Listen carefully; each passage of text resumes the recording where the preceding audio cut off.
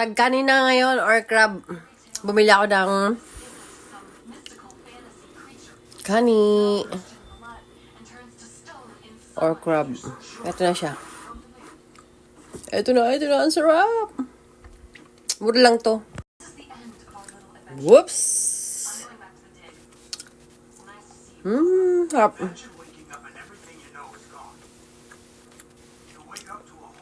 O, diba? Bili kayo sa mga supermarket. Sarap. Totoo ang kanin ito. Kasi may mga kanin or crab dito na nilalagay sa salad. Mura lang.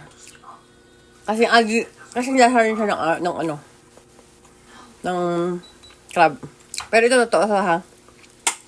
Sarap. Matamis. Wala. Hindi ko natitirahan yung anak ko. Kani.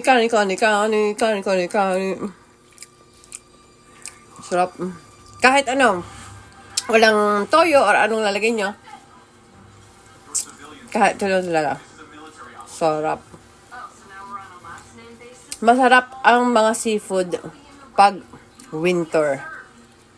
Damang-daman nyo yung tamis.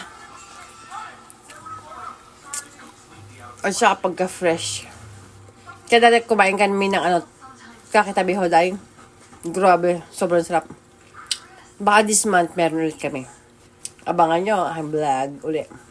Magkakaki. Or basta yun yung kaki. Kakitabi hoday. Sarap.